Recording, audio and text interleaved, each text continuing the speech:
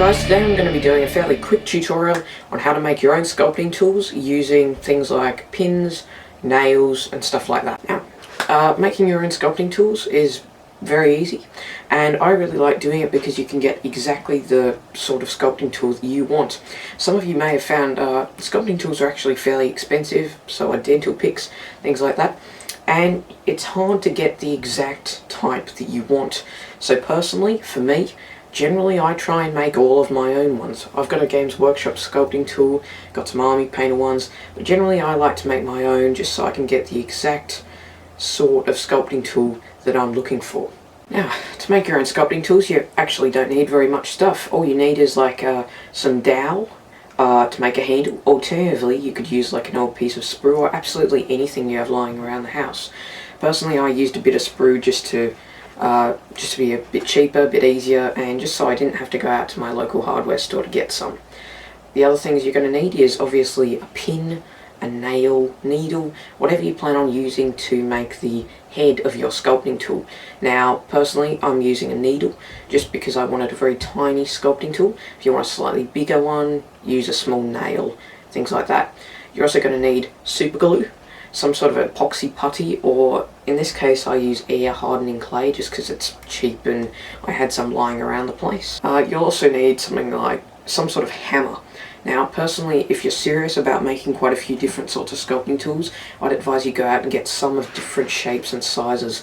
The one I use in this tutorial is actually pretty big. I'd advise getting a slightly smaller one that you can get a bit more control over.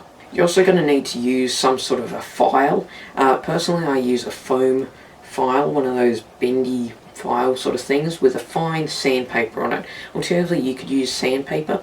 I just wouldn't advise using metal file because it's handier to have a slightly bigger file so you can actually hold the sculpting tool that you're making and just go over the file as opposed to using a tiny file to try and file away bits of metal on the actual sculpting tool. Okay, but that's enough of me talking. Let's get right into the tutorial. So what I'm doing is I'm just starting to create the handle. I'm just cutting off a piece of sprue, and I'm doing this with the clippers, and then I'm just going to begin to tidy up that bit of sprue with a craft knife. I'm just cutting off all of the excess bits of plastic around it, and when I've finished doing that, I'm just going to use a file and just smooth it out a little bit just to make it nice and smooth and just neaten up the handle a little bit.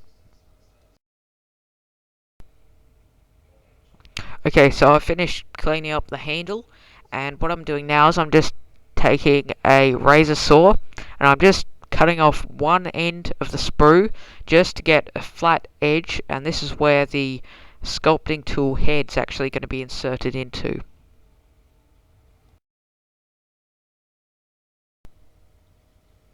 Okay, so I've taken my pin and I'm just looking at the end of the pin and just working out what size of drill bit I'm going to need.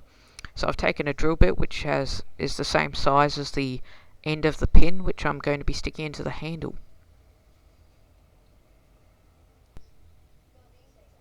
Okay, so now I'm doing what I do most of the time when I drill holes. Basically what I'm doing is I'm taking a craft knife with a good point and I'm just carefully finding out where the center of the piece of plastic rod, sprue stuff is, and I'm just getting the end of the knife to the center there, and I'm just twirling it around to get kind of like a little hole just there.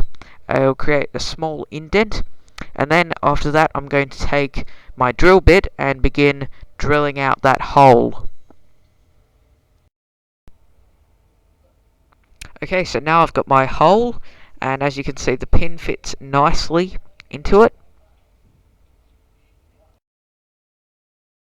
Okay, so now I'm going to start making the actual sculpting tool itself. What I'm going to start off by doing is just taking the pin which we are going to use to make the sculpting tool, and I'm just grabbing my hammer and I'm just sticking it over a bit of concrete. I've gone outside to do this, and I'm just going to begin tapping it just gently just to get the bent shape that I want for my sculpting tool. Obviously this is an essential, but if you want a bent kind of sculpting tool head, then this is a essential stage. Now after I've got the shape I'm looking for. What I'm going to do is I'm just going to put it back over the concrete, and I'm going to start gently tapping it with the hammer. And this is just going to begin flattening it out and getting that spatula kind of effect. So I'm just continually tapping it. It's best to tap it gently as opposed to smashing it really hard, because you want to get that control over it. As you can see here, I've kind of managed to flatten it out a little bit. And now what I'm doing is I'm going over to the edge of the concrete. So and then I'm just rotating the pin so I can hammer the other side of it. This is an essential, but I wanted to get it kind of flat on both sides. If you want it kind of bent and curved and more smooth on one side, you could just leave it at that. But now I'm just flattening out the other side of the pin as well, and that leaves me with kind of a flat spatula-like tool, which is very fine, and it'll be really great for sculpting small details. So now I'm going to go back inside and I'll finish cleaning up this sculpting tool. Okay, so now I'm back inside, and what I'm doing is I'm just dragging the sculpting tool across a file, and this is just going to smooth out any metal burrs that may have been created from the hammer or the concrete texture. This takes a while, but you've just got to persist with it and just keep doing this until you're happy with the results. Okay, so the next step is just taking some of that cheap hobby super glue, and I'm just sticking a drop of this inside my plastic handle, and then I'm pushing my completed metal sculpting tool piece inside that, and then I'm just going to let that dry, and then I'll go on to the next step. Okay, so for the next step, I'm just taking a bit of that air hardening clay. Again, you could just use epoxy putty, it'd probably be easier, but I just had this lying around the house. What I'm doing is I'm just taking a bit of it with my toothpick, and then I'm just going to stuff around trying to poke it into the gap, and this is just going to make that joint really strong where the pin is actually attached into the handle.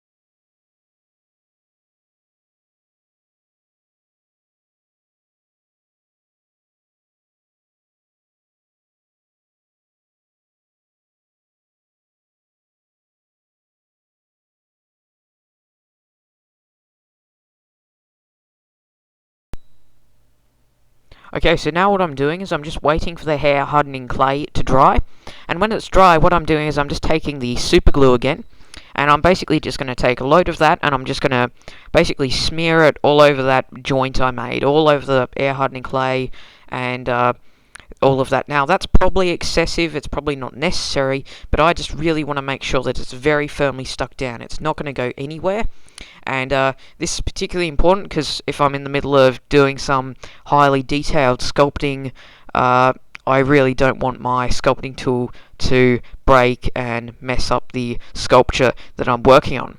So I'm just sticking the glue all over there, and then I'm just going to let that dry.